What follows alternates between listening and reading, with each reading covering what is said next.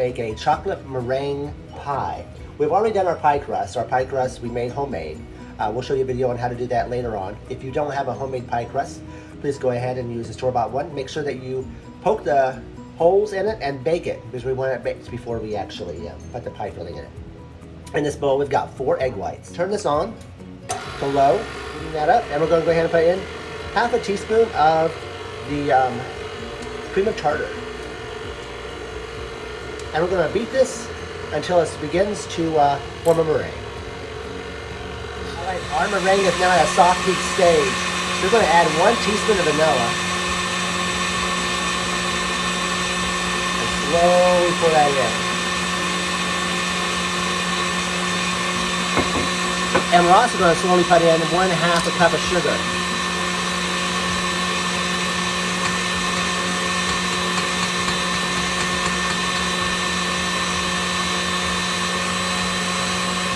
Don't be in any hurry or any rush with this part.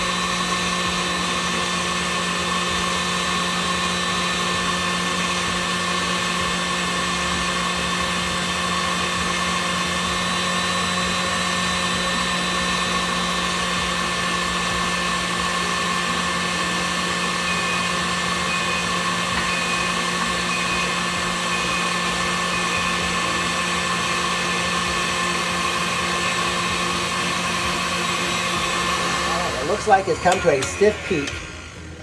I'm going to take a look at this. See how it's beginning to lose its shine. It sticks to the beater there real good. This is really good. So we're going to go ahead now and start on our chocolate pie filling.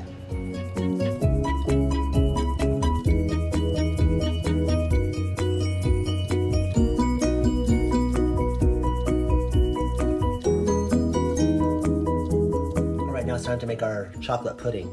We're going to go ahead with 2 tablespoons of cornstarch. We're going to add all our dry ingredients into the pan. 1 cup of sugar.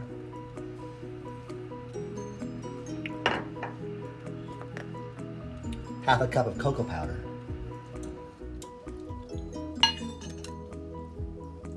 1/4 a cup of flour.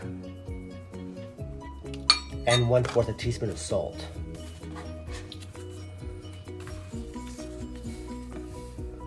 I'm going to measure this off to the side to make sure I don't get any extra salt in there. Okay. We're going to whisk this together to make sure that everything is evenly distributed throughout the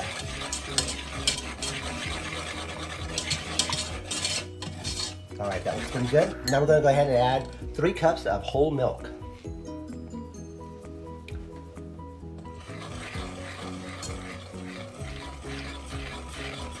Stirring while we add that.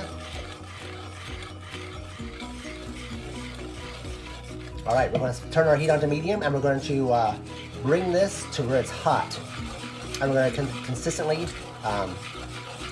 stir it to make sure it doesn't burn or stick. All right, our chocolate has begun to thicken just a little bit, so now we're going to temper it just a little bit, and we're going to use 3 eggs as a binding agent. So we're going to move the cocoa mixture off the heat. We're going to take 3 eggs, and we're going to add in just a little bit of that hot chocolate mixture in there. So that way our eggs doesn't cook as we stick it into the pudding. All right, we've got that in there. Now I'm going to stick that back on the heat, and this is actually going to now thicken up fairly rapidly. All right, it's beginning to get thick, and when it does that, it's going to thicken up extremely fast. To that, we're going to add a couple of tablespoons of butter. And we're going to go ahead and set that off the heat. And then we're also going to add 2 teaspoons of vanilla.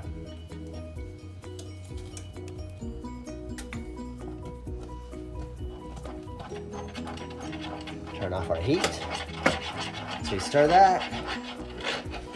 Get that all nice and mixed, and then we're going to go ahead and assemble our pie.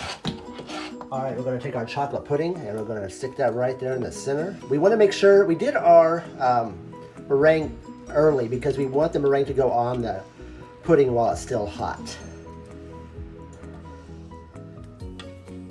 Get as much of this as we possibly can out. Otherwise, I have a feeling we'll be eating what's ever left in the container. If you enjoy recipes like this, please take a moment to like and subscribe to our page. All right, we're going to spread that out just a little bit. Now we put our meringue on. What we're going to do with the meringue, we're just going to pile it all right in the center.